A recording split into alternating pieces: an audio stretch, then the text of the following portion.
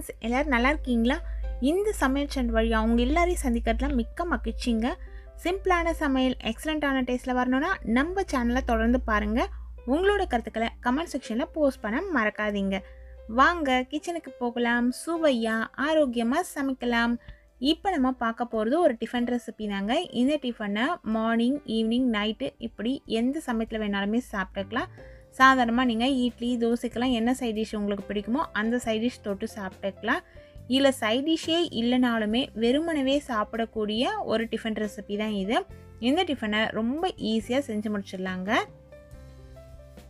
Mixie ஜாரில் ஒரு 6 காஞ்ச மிளகாவை தண்ணியில் ஏற்கனவே நான் ஊற வச்சுருந்தேன். அந்த மிளகாவை இதில் சேர்த்துருக்கேன். டைரெக்டாக கூட நம்ம காஞ்ச மிளகாய் சேர்த்துக்கலாம். நம்மளோட காரத்துக்கு ஏற்ற மாதிரி கூடுதலாகவோ குறைவாகவோ சேர்த்துக்கோங்க. இது கடலைப்பருப்பு. அதற்கு அடுத்தது இட்லிக்கு நம்ம பயன்படுத்துகிற அரிசி 3 மணி நேரம் ஊறணும். கடலைப்பருப்பும் 2 மணி நேரம் ஊறணும். இப்போது இதுக்கு தேவையான அளவு உப்பு சேர்த்துட்டு கொஞ்சமாக தண்ணி விட்டு கொரகொரப்பான ஒரு பேஸ்ட்டாக இதை அரைச்சி வச்சுக்கலாம். அளவுன்னு பார்த்திங்கன்னா 1 பங்கு பருப்புக்கு 2 பங்கு அரிசி இல்லை 3 பங்கு அரிசி சேர்த்துக்கலாம். இது போல் ஒரு கொரகொரப்பான பேஸ்ட்டாக அரைச்சி இதை எடுத்து ஒரு பவுலில் சேர்த்துக்கோங்க. மிக்ஸி ஜாரில் கொஞ்சமாக தண்ணி விட்டுட்டு அலசி அதையும் இதில் சேர்த்துக்கோங்க. இந்த மாவு ரொம்ப தண்ணியாக இருக்கக்கூடாது. நம்ம இட்லி மாவை விட கொஞ்சம் திக்காகவே இருக்கணும். அதே போல் வழுவழுப்பாக மாவை அரைக்கக்கூடாது. இது போல் கொரகொரப்பாக மாவை அரைச்சி எடுத்து சேர்த்துக்கோங்க. இது புளிக்கணும் அப்படிங்கிற அவசியம்லாம் இல்லை. இப்போது இதில் கலருக்காக 1/4 டீஸ்பூன் அளவுக்கு மஞ்சள் தூள் சேர்த்துக்கலாம். பெருங்காயத்தூள் ஒரு 1/4 டேபிள் ஸ்பூன் அளவு சேர்த்துக்கோங்க. கட்டி பெருங்காயமாக இருந்ததுன்னா தண்ணியில் ஊற வச்சு கரைச்சி அதை எடுத்து சேர்த்துக்கோங்க. கொத்தமல்லி இலைகள் நல்லா பொடியாக கட் பண்ணி எடுத்து சேர்த்துக்கோங்க. தாராளமாகவே சேர்த்துக்கலாம், எந்த தவறுமே இல்லை. அதுக்கு பிறகு ஒரு மீடியம் சைஸில் இருக்கிற வெங்காயம் இது போல் நல்லா பொடியாக கட் பண்ணி அதை எடுத்து இதில் சேர்த்துட்டு இதில் ஒரு சின்ன ஸ்பூனில் 1 ஸ்பூன் அளவுக்கு சர்க்கரை சேர்க்கணும். சர்க்கரையும் சேர்த்த பிறகு பொடியாக கட் பண்ண கருவேப்பிலை இலைகள் இதில் சேர்த்துடலாம். இஞ்சி பூண்டு பேஸ்ட்டு ஒரு 3/4 டேபிள் ஸ்பூன் அளவுக்கு சேர்த்துக்கலாம். இல்லை இஞ்சி பூண்டு பேஸ்ட்டு இல்லாத சமயத்தில் ஒரு சின்ன துண்டு இஞ்சி, ஒரு 2-3 பல் பூண்டை மாவு அரைக்கும்போதே சேர்த்து கூட நம்ம அரைச்சிக்கலாம். இது போல் நல்லா கலந்து விடுங்க. ரொம்ப டைட்டாக இருக்கிற மாதிரி தெரிஞ்சதுன்னா கொஞ்சமாக தண்ணி விட்டுக்கோங்க.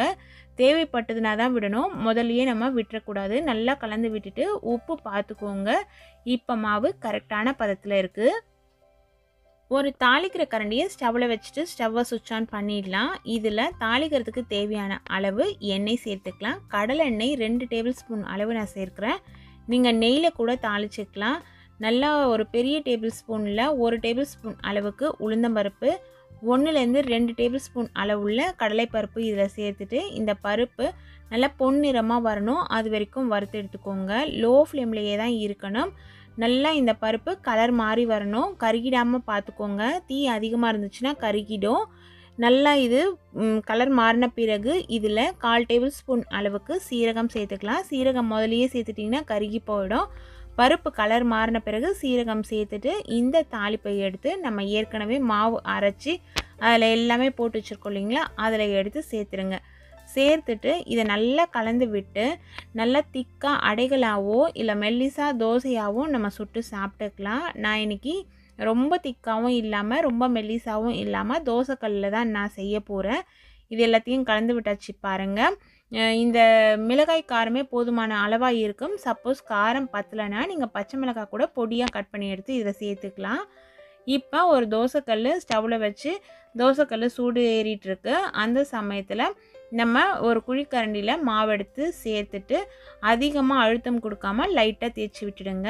இந்த தோசைக்கல்லில் ஏற்கனவே நான் எண்ணெய் சேர்த்து எண்ணெயை ஸ்ப்ரெட் பண்ணி வச்சுட்டேன். அதனால் ஒரு சைடு இது போல் நல்லா செவந்து வந்த பிறகு ஓரங்களில் தேவையான அளவு எண்ணெயோ இல்லை நெய்யோ விட்டுக்கோங்க. பாதி அளவு இந்த தோசை லைட்டாக வெந்த பிறகு எண்ணெய் விட்டுக்கிட்டிங்கன்னா நல்லாயிருக்கும்.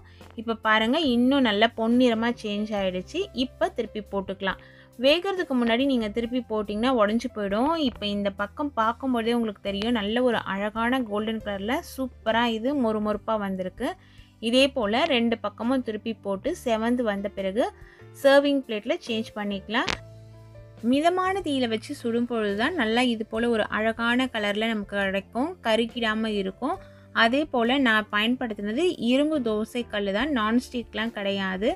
நீங்கள் எந்த தோசைக்கல் யூஸ் பண்ணி செய்கிறீங்கன்றதுக்கு ஏற்ற மாதிரி இந்த தோசை நல்லா கிறிஸ்பியாகவும் வரும், அதே சமயத்தில் நல்லா டேஸ்டியாகவும் இருக்கும்.